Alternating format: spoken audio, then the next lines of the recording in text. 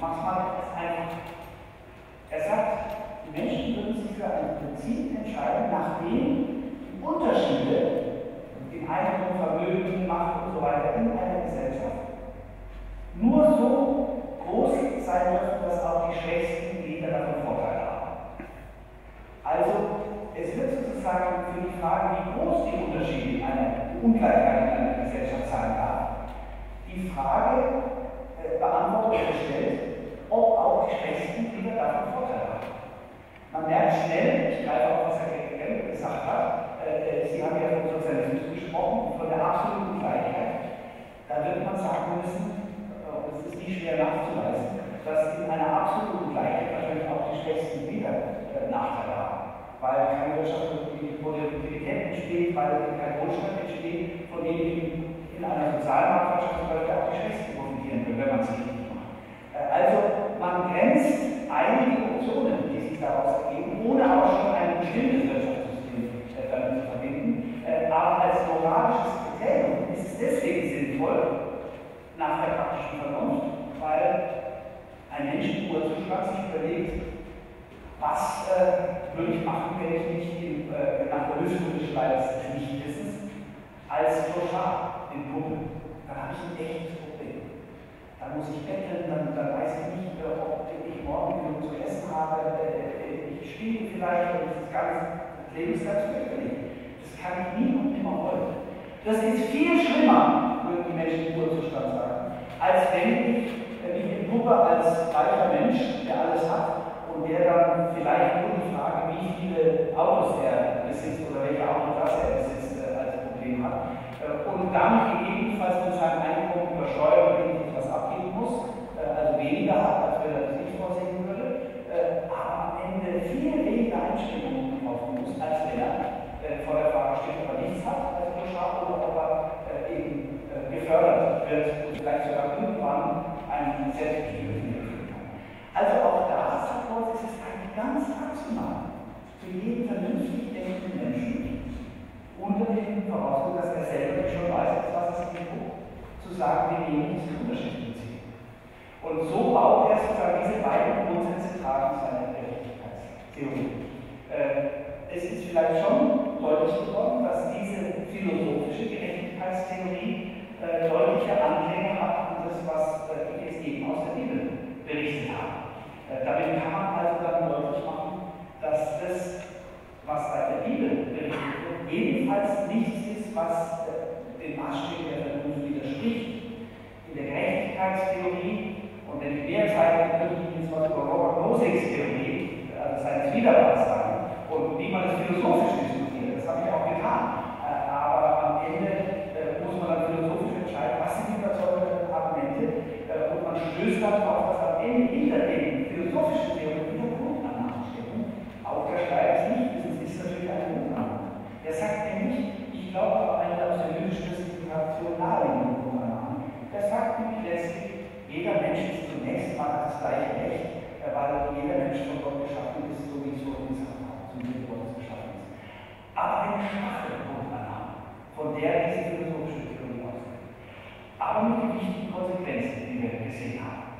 Also, man kann schon deutlich sagen, dass das, was die Kirche ja auch immer wieder einbringt in die gesellschaftliche Debatte, dass ein Wirtschaftssystem sich nicht verselbstständigen darf, dahingehend, dass diejenigen, die Kapital haben, was vermehrt werden kann, am Ende die Menschen sind, die profitieren, und andere, die diese Möglichkeit nicht haben, vielleicht auch weil sie nicht so viel Talente haben oder weil sie nicht so gefördert worden sind, auch vielleicht, weil sie sich nicht genügend anstrengen, dass die abgehängt werden. Das würde in Spannung stehen zu dem, was ich jetzt beschrieben habe. Das heißt also, dass dieser Grundgedanke, der ja eine Nutzung der sozialen Marktwirtschaft ist, dass wir darüber nachdenken müssen, wie kann unser Wirtschaftssystem so beschaffen sein, dass wir beides nutzen, die kreative Energie von Menschen, die etwas können, die etwas wollen, die eine Vision haben, und ich sage auch mal als Menschenverhältnis, ich bin immer wieder beeindruckt, wenn ich Unternehmen besuche, Betriebsbesuche mache, wenn ich diese Maschinen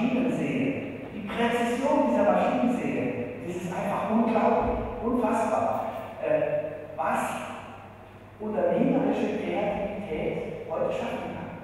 Diese Hochpräzisionsmaschinen, über die man wirklich nur staunen kann. Also diese Stück Technik, Begeisterung empfinde ich durchaus. Ich weiß auch, dass man sich über die ethischen Grenzen von denen Gedanken machen muss. Aber dass Menschen heute solche Möglichkeiten haben, dass sie diesen Wohlstand auch produzieren können, ist im Prinzip etwas ganz Wunderbares. Und da haben Unternehmen natürlich einen ganz zentralen Anteil und dann natürlich genauso diejenigen, die dann am Fließband oder darüber stehen, heute sehr anspruchsvolle Techniker in der Regel stehen und dafür sorgen, dass diese gute Idee auch wirklich sich in die Produktion dann auswirken kann.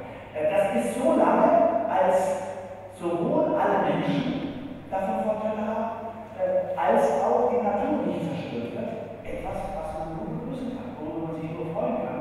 Und wer in Ländern war, die in bitterer Armut herrscht, der kann sich nur wünschen, dass diese Form von Wohlstand, also von naturverträglichen und sozialverträglichen Wohlstand, eben überall in der Welt fassbar wird und etwas wird, das Niveau von Menschen profitieren können.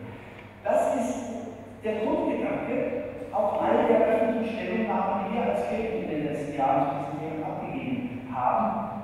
Und da gibt es das, was wir Denkschriften nennen. Das sind kleine Büchlein, kann man sagen, die von Kammern der EKD ausgearbeitet werden, also eine Gruppe von Menschen, Experten, Ökonomen, Politiker sind dabei, natürlich Theologen, Menschen aus ganz unterschiedlichen Bereichen der Gesellschaft, die sich einen Namen gemacht haben als Experten in ihrem Gebiet, die aber auch, und das ist entscheidend, sich in Theorie nicht einfach nur ihr Organisationsinteresse da vertreten wollen. Das ist auch der Hauptgeschäftsführer der deutschen Arbeitgeberverbände, die man von Gewerkschaften hat, sondern die bereit sind, von ihrem christlichen Glauben her, gemeinsam sich auf die Suche zu begeben, wie diese Grundorientierungen, die ich jetzt eben beschrieben habe, wie die in ganz konkreten politischen oder auch wirtschaftlichen Fragestellungen Gestalt gewinnen können.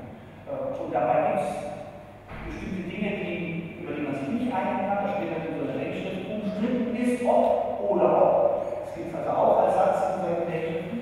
Dann gibt es aber doch immer wieder, ich habe selber lange in der Sozialarbeit gearbeitet, gibt es doch immer wieder sowas, was man als stellvertretenden Konsens nennen kann.